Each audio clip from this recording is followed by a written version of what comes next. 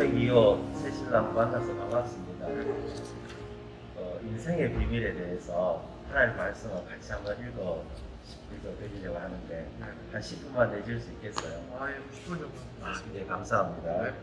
자, 그러면 제가 드리는 걸 한번 같이 한번 네. 읽어볼까요? 인생의 예, 인생의 비밀 3페이지. 3쪽을 네. 한번 보세요. 네.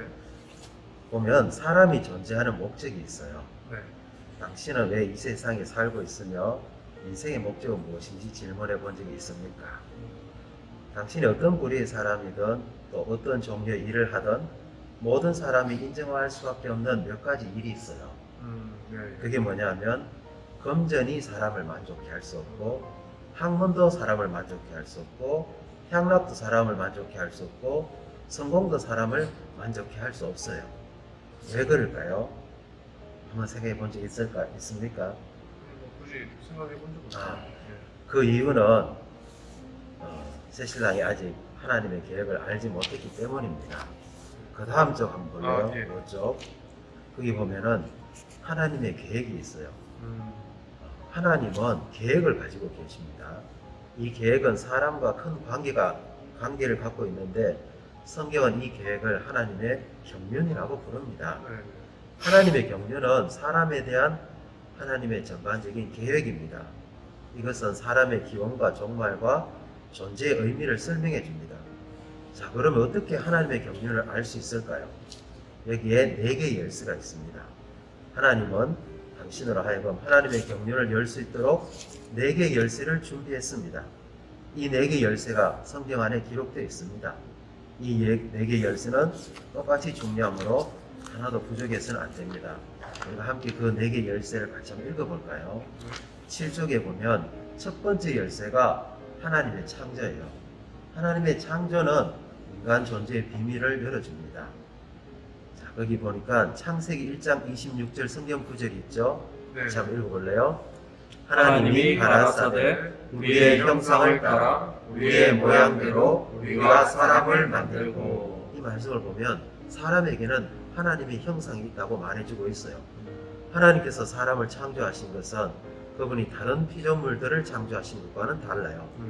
하나님께서는 사람을 하나님의 형상대로 창조했습니다. 마치 장갑이 손의 모양대로 만들어진 그 목적이 손을 담기 위한 것인 것처럼 마찬가지로 사람이 하나님의 형상대로 창조된 목적은 하나님을 담기 위한 것이에요. 사람은 하나님을 담기 위해서 만들어졌어요. 네. 또 두 번째, 사람은 그릇이라고 말합니다. 로마서 9장 23절, 24절 읽어볼까요? 하나님이 긍휼의 그릇에 대하여 그 영광의 부요함을 알게 하고자 하셨을지라도 무슨 말하리요? 이 그릇은 우리니. 사람이 그릇이라는 게 놀랍죠? 우리는 하나님의 그릇이고 하나님은 우리의 내용이 되기를 원하세요. 물병이 물을 담기 위해 만들어졌듯이 우리 사람은 하나님을 담기 위해서 창조되었어요. 그렇기 때문에 지식이나 부나 향락이나 성공이 사람을 만족시키지 못하는 것은 당연한 거예요. 왜냐하면 사람은 하나님을 담기 위해서 창조되었기 때문입니다. 네. 우리 부쪽 볼까요? 네. 그럼 사람은 어떤 존재인가? 사람을 성경은 어떻게 분석하는지 데살로니가전서 5장 23절 읽어볼까요? 너희 온 영과 혼과 몸이 흠없게 보존되기를 원하노라. 이 말씀에서 보면 사람은 영, 혼, 몸으로 되어 있대요. 사람은 하나님의 그릇입니다. 성경은 이 그릇을 영과 혼과 몸의 세 부분으로 나눕니다. 가장 그림을 한번 볼까요? 이 사람은 세 개의 동그라미와 같은데 가장 가운데 있는 것이 사람의 영이고 그 바깥에 있는 것이 혼이고 가장 바깥에 있는 것이 사람의 몸입니다. 몸은 무엇일까요? 몸은 단순히 신체로서 생리적인 층에 속하고 물질적인 영역의 사물을 접하기 때문에 가장 표면적인 부분입니다. 또 혼은 정신으로서 심리적인 층에 속하고 정신적인 영역의 사물을 접하기 때문에 비교적 심오한 부분입니다. 영은 사람의 가장 깊은 부분으로서 영적인 층에 속하고 하나님께 속한 일들을 접합니다. 사람 안에는 영이 있어요. 네. 보세요. 신체에 문제가 있으면 내외과 의사를 찾을 수 있죠. 또 정신에 문제가 있으면 정신과 의사를 찾을 수 있습니다. 하지만 사람의 영에 문제가 있을 때는 어떻게 해야 될까요? 이것은 오직 하나님만이 그 문제를 해결할 수가 있습니다. 자, 이제 중요한 내용인데 11쪽 볼까요? 하나님의 경륜. 아까 제가 하나님의 계획을 하나님의 경륜이라고 말했죠. 하나님은 사람의 영 안에 들어와서 사람의 내용과 만족되기를 원하십니다. 이것이 바로 사람이 존재하는 목적입니다. 당신이 창조된 것은 다만 뱃속에 음식을 담기 위한 것이 아니고 두뇌 속에 학문을 담기 위한 것도 아닙니다. 당신이 창조된 목적은 같이 읽어볼까요?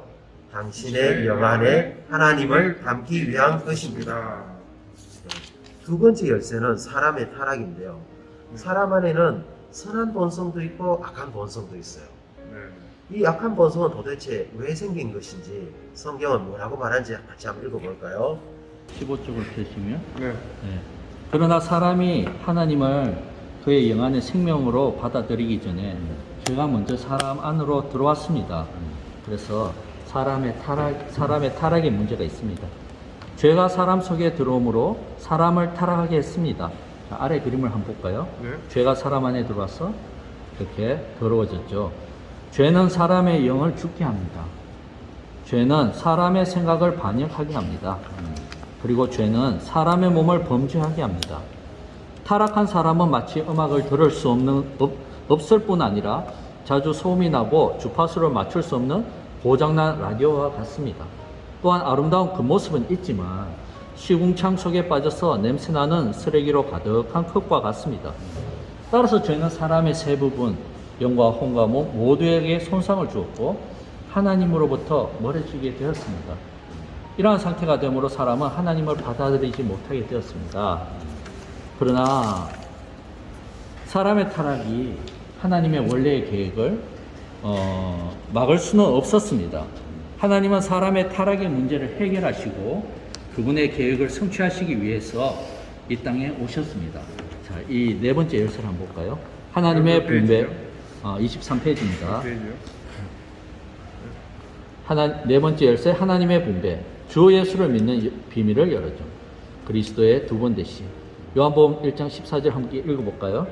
말씀이 육신이 되어 우리 가운데 거하심에. 자, 이 아래 그림을 같이 보겠습니다.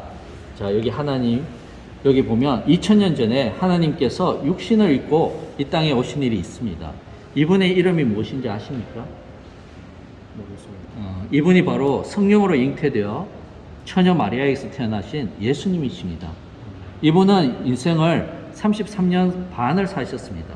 그분은 인생을 사시면서 완전한 하나님 그리고 온전한 사람으로서 하나님의 신성한 속성들을 사람의 아름다운 미덕들로 표현하셨습니다. 그러나 또한 그분은 십자가에서 죽으셨는데 왜 죽으셨는지 아십니까? 바로 우리의 죄들을 용서하시기 위하여 우리 대신 그분은 십자가에서 죽으셨습니다. 성경에는 보십시오. 세상 죄를 지고 가는 하나님의 어린 양이십니다. 이 침례자 요한은 예수님을 그렇게 소개했습니다. 그분이 십자가에서 달리시고 피를 흘리심으로 우리의 죄가 용서되고 우리는 여기 보듯이 깨끗하게 되었습니다. 그리고 그분은 사흘 만에 부활하셔서 자, 고린도전서 15장 45절을 함께 읽어볼까요? 마지막 아담은 생명 주는 영이 되었나니. 그렇습니다. 그분은 부활하셔 마지막 아담으로서 생명 주시는 영이 되셨습니다. 자, 이 마지막 아담은 이제 우리의 영 안으로 들어가실 수가 있는 것입니다. 그래서 여기 요한일서 5장 12절을 한번 읽어보겠습니다. 아들이 있는 자에게는 생명이 있고 하나님의 아들이 없는 자에게는 생명이 없느니라. 이 아들이 예수님이시고 생명 주는 영으로서 우리 안에 들어올 때 생명이 되십니다. 이러한 생명 주는 영을 받길 원하십니까? 아주 쉽습니다. 29쪽을 한번 같이 볼까요?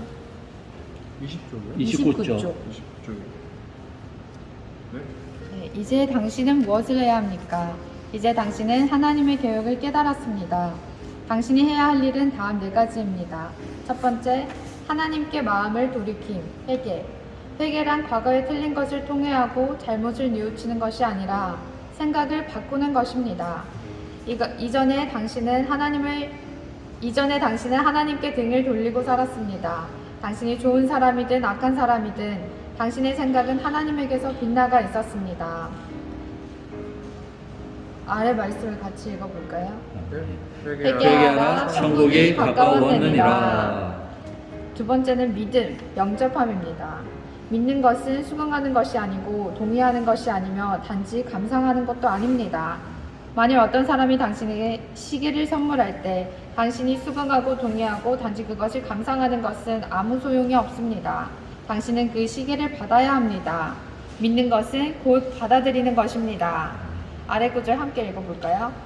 영접하는 자 곧 그 이름을 믿는 자들에게는 하나님의 자녀가 되는 권세를 주셨으니. 세 번째는 시인함, 부름입니다. 그리스도인이 되는 것은 공개적인 문제이므로 하나님은 당신의 마음으로 믿는 것과 당신의 입으로 시인하는 것을 요구하십니다. 아래 로마서 10장 9절을 함께 읽어볼까요? 내가 만일 내 입으로 예수를 주로 시인하며 또 하나님께서 그를 죽은 자 가운데서 살리신 것을 내 마음에 믿으면 구원을 얻으리니. 주님은 부활하시어 생명 주는 영이 되셨습니다. 우리 입으로 주님의 이름을 부를 때 우리는 그분을 받아들일 수 있습니다. 로마서 10장 13절에는 누구든지 주님의 이름을 부르는 사람은 구원을 받을 것입니다. 라고 말씀합니다. 라고 말합니다. 같이 주님의 이름을 불러볼까요? 선생님이 어떻게 따라 부르시면 네. 됩니다. 오 주 예수님, 오 주 예수님, 오 주 예수님. 오 주 예수님. 이제 함께 기도를 해볼까요? 기도 어떻게 해요? 제가 하면 한마디씩 따라하시면 됩니다. 네. 주 예수여, 저는 죄인입니다. 주 예수여, 저는 죄인입니다. 저에게는 주님이 필요합니다. 저에게는 주님이 필요합니다. 저의 죄를 제하여 주시고 제 죄를 제하여 주시고 제 영 안에 들어오소서. 제 영 안에 들어오소서. 하나님의 생명이 충만하도록 하나님의 생명이 충만하도록 저를 충만케 하소서. 저를 충만케 하소서. 주 예수님, 주 예수님, 이제 주님을 저의 구주와 생명으로 영접합니다. 이제 주님을 제 구주와 생명으로 영접합니다. 주님께 제 자신을 드립니다. 주님께 제 자신을 드립니다. 주님의 이름으로 기도합니다. 주님의 이름으로 기도합니다. 아멘. 네. 이제 당신은 인생의 비밀을 깨달았습니다. 주께서 당신을 축복하시어 하나님의 계획 안에 계속 살게 하시기를 원합니다.